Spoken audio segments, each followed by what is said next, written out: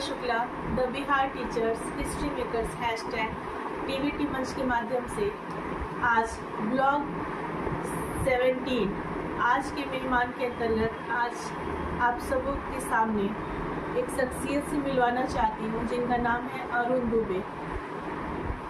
नमस्कार सर। जी नमस्कार।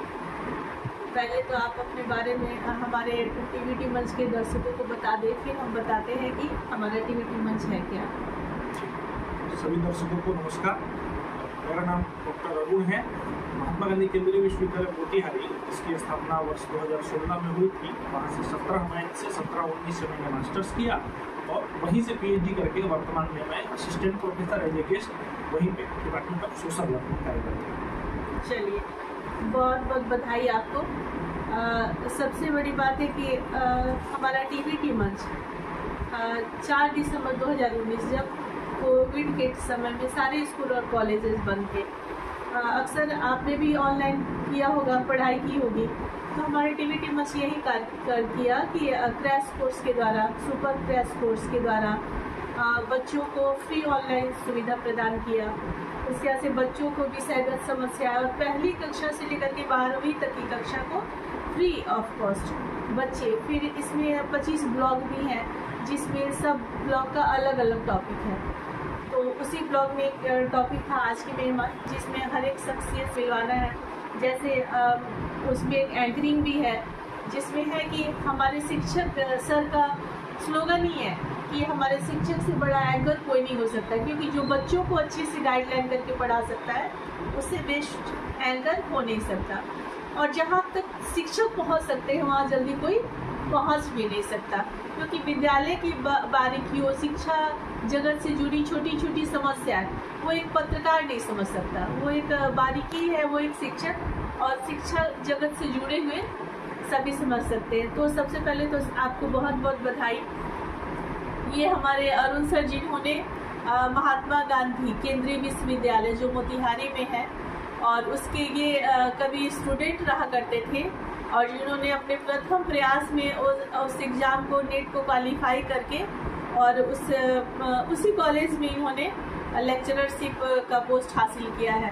तो कैसा लगा आपको कि कभी गुरु रहे आपके जो प्रोफेसर थे उनके समकक्ष में उनके साथ पढ़ाना?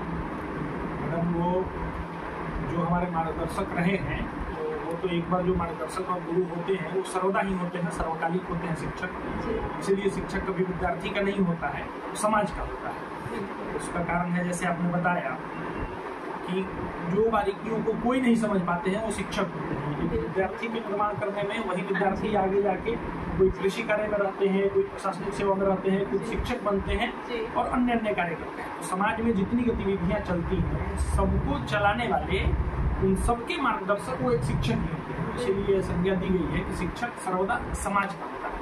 मेरा सौभाग्य है कि जिनके मार्गदर्शक में मैंने पढ़ा, आज उनके साथ मैं एक साथ बैठ के और क्लास लेता हूँ। मेरा सौभाग्य है, मेरे लिए सौभाग्य है और ये बहुत बड़ी चुनौती भी होती है, क्योंकि जिन विद्वानों के साथ आप पढ़े हैं फिर उस विद्वता के साथ विद्यार्थियों को पढ़ाना ये बहुत बड़ी चुनौती होती है, क्योंकि मेरी ज्ञान जो है उसकी एक सीमा है और मुझे जो पढ़ाए हैं वो निश्चित ही मेरे ज्ञान से आगे की श्रेणी में। तो मेरे लिए चुनौती है, ईश्वर ने यह अवसर दिया है तो इस चुनौती को अवसर के रूप में लेके जितना सफल प्रयास हो सकता है उसका प्रयास करना। बिल्कुल। और सबसे बड़ी बात है ना कि आपने चुनौती को स्वीकार किया, भागा नहीं और उसमें सफलता भी पाई, तो ये सबसे बड़ी उपलब्धि है। तो अभी पहले की अपेक्षा अभी वर्तमान में शिक्षा के स्तर को आप कहाँ तक पाते हैं? मतलब अभी विश्वविद्यालय के स्तर पे अपने देखें कि जब से स्थापना हुई है हमारे इस क्षेत्र में, मूलतः बिहार में ही ऐसी कोई विश्वविद्यालय नहीं थी। सेंट्रल यूनिवर्सिटी के तौर पे 2 आया, एक गया में और एक बिहार के उत्तरी हिस्से में, जो जिसकी स्थापना मोतिहारी चंपारण में हुई। वहाँ के शिक्षक की स्थिति तो प्रारंभ से, जब से स्थापना हुई तभी से बहुत ही अच्छी गुणवत्तापूर्ण है, जो आज तक चलती आ रही है। लेकिन समाज में पहले युद्ध में जो स्थिति थी प्राथमिक शिक्षा की और माध्यमिक शिक्षा की, उसमें एक आमूलचूल परिवर्तन की स्थिति आज दिख रही है।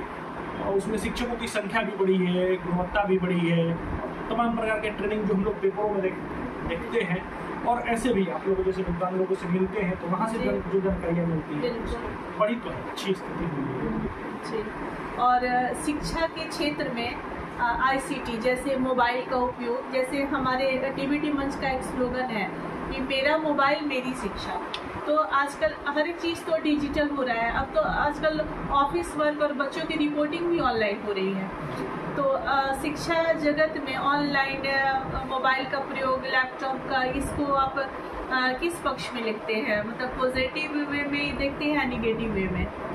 प्रत्येक जितने तकनीक आते हैं, जितनी सुविधाएं आती हैं, सबके नकारात्मक और सकारात्मक दोनों पक्ष होते हैं। तो विद्यार्थी और शिक्षक दोनों के सामंजस्य से जो विषय निकलता है, विद्यार्थियों के लिए तो सबसे महत्वपूर्ण है कि उनके पास अगर तकनीक है, हमारे समय काल में और आपके समय काल में ये अवसर हम लोगों को नहीं था कि कोई विषय अगर पढ़ते हैं और विद्यालय में, लाइब्रेरी में, घर पे पुस्तक उस विषय का नहीं है, फिर अध्ययन कैसे करें?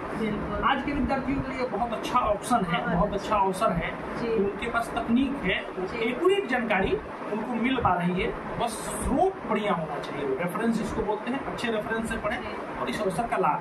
जी बिल्कुल। और इसी पहलू से जुड़ा हुआ हमारा TVT मंच इस दिशा में बहुत ही बेहतरीन कार्य कर रहा है, विभिन्न तरह की क्रैश कोर्स करवा करके। तो मैं आपको आमंत्रित करती हूँ हमारे इस TVT मंच पे कि आप हमारे इस मंच से जुड़े, और ये हमारे लिए भी सौभाग्य की बात होगी कि आपसे इंस्पायर होकर के भी बहुत सारे ऐसे बच्चे हैं जो किसी विद्यालय में पढ़ते हो तो ये कह के जाए कि पूछो बच्चे से, अगर पूछा जाता है कि बेटा तुम बड़े होकर क्या बनोगे, तो वो कहता है कि डॉक्टर बनेंगे या इंजीनियर। जाए कि पूछो बच्चे से, अगर पूछा जाता है कि बेटा तुम बड़े होकर क्या बनोगे, तो वो कहता है कि डॉक्टर बनेंगे या इंजीनियर।